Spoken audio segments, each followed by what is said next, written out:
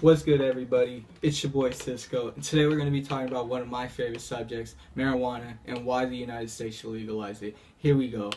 Marijuana legalization has been a topic that has been circulating in the United States for quite some time now, and it seems that the nation is taking steps forward towards a full legalization progress. This progression is shown through the few states that have already legalized the medicinal and recreational use of the plant. These states have witnessed the economical benefits of raising their tax revenues, the social benefits of improving the state, and a decrease in crime.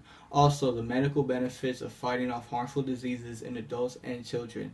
Now, all this sounds wonderful in those particular states, but why not spread these benefits across the whole country so we all can experience the benefits of legal weed? What I'm trying to say is marijuana should be legalized because of the social, medical, and economical impacts it could have on our country. But for this to happen, we must vote and pass this legislation when the time comes. The social impacts that marijuana legalization could bring to our country should be enough of a justification to push this legislation because legal weed can lead to new and improved schools along with a decrease in crime. Now, I know this sounds crazy, but it's true. When marijuana becomes legalized, the government will tax the sales and cultivation of the plant, and this will lead to a higher tax revenue, and that extra cash can be put to use by upgrading and building new schools. To back this claim, Kit O'Connell wrote in his article on the Mint Press News website that along with legalization, Colorado voters approved a 15% tax on wholesale marijuana sales that is only to be used for school construction. According to another recent report from BACA, Colorado schools have earned $13.6 million in just the first 5 months of 2015, a sharp increase over 2014 when the tax generated a total of $13.3 million for the whole year. O'Connell's quote describes the tax spike that occurred in Colorado when marijuana became legal and how the community came together to figure out what to do with that tax money. Instead of spending the cash on other things like improving streets infested with potholes or creating new parks, the community decided to put the money to better use by voting to improve and create new schools for the future generations to come. Besides the new and improved schools, Colorado also saw a decrease in their crime rate after the legalization of marijuana. O'Connell also reported that according to stats compiled by the DPA in the first 11 months of 2014, the rate of violent crime fell 2.2% compared with the same period in 2013. In the same time frame, burglaries in Colorado's capital, Denver, decreased by 9.5%, and overall property crime decreased by 8.9%. Further arrests for marijuana possession have continually dropped since 2010 and are now down roughly 84%. These are incredible stats considering that the people of Colorado are now safer than they were a couple years ago since crime has been abated due to legalization of weed.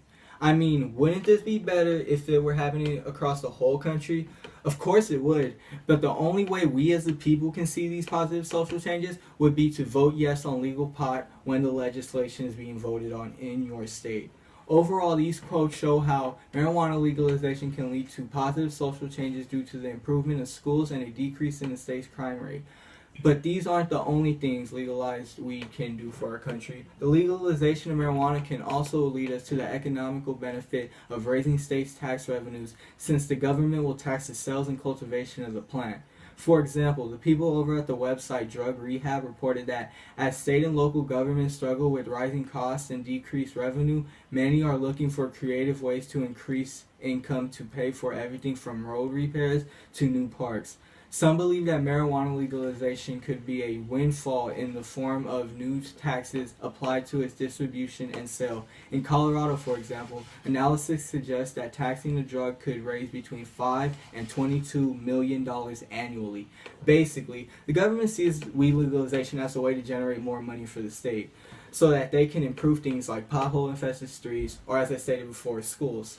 These claims for a higher tax revenue seem to be true too because Christopher Ingram of the Washington Post stated that in 2014, Colorado retailers sold $386 million of medical marijuana and $313 million for purely recreational purposes. The two segments of the market generated $63 million in tax revenue with an additional $13 million collected in licenses and fees. This report defends the claim that taxing weed in Colorado will raise the tax revenue, but not by the estimated value of about $20 million. Instead, Colorado earned 3 times that amount, bringing in more than $60 million in the marijuana-related taxes. This is incredible considering that the money's purpose is to go towards improving the states for the people. I mean, I wouldn't mind if California decided to legalize weed and tax it, all in the hopes that I don't have to feel another bump from a pothole on my way to school. But in order for this to happen to us, as a people, we must get up and vote yes on pot legalization. Only then can we see their improvements start to happen in our state due to the taxation that is bound to happen when weed is legal.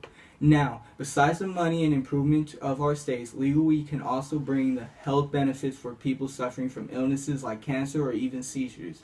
These health treatments aren't just for adults either, but for anyone who is ill and tired of prescription drugs that barely help. For example, Kristen Hartman of WBNS 10 TV, Ohio's News Leader, reported that a family from Ohio left everything behind they loved to move to Colorado, where they could legally give their daughter the alternative medicine. For Addie Benton, her parents said FDA-approved drugs alone weren't working to combat her seizures, so the family packed up everything and headed west to give Addie something she couldn't receive in Ohio: marijuana products like THC lotion and transdermal THC and THCA patches. Heather uses a number clicker to track the moments her daughter's brain convulses. On this certain day, she only counted 2 seizures for Addie. Months ago, the count would have been around 100 by the end of the day, before she started using medical marijuana products. This news story explains how medical marijuana could be used to help improve one's health and replace prescription drugs that are inadequate.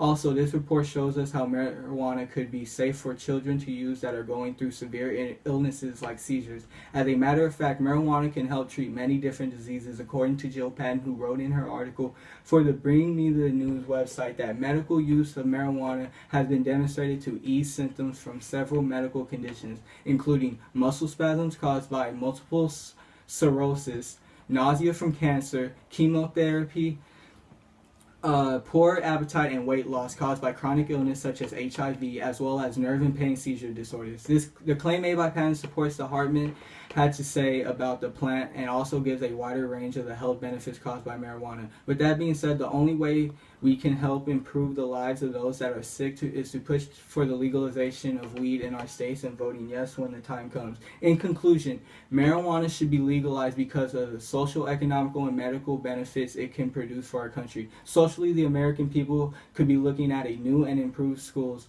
for their children, and we can also see a decrease in crime rate, which helps people have a peace of mind in an unpredictable world. Economically, we can see an increase in states' tax revenues, which can lead the people to figure out what to do with the extra money. Also, medically, marijuana legalization can lead to people using less prescription drugs, which can be harmful to the body, and substituting them with the plant to help improve their health. Now, in order for this to happen, we as a people must get up and vote yes for marijuana legalization in our states when the time comes. Overall, marijuana should be legalized nationwide because of the social, economical, and medical benefits it could have for our country. But in order for this to happen, we must vote yes on this legislation when the time comes in our states. Thank you for listening, and have a blessed day.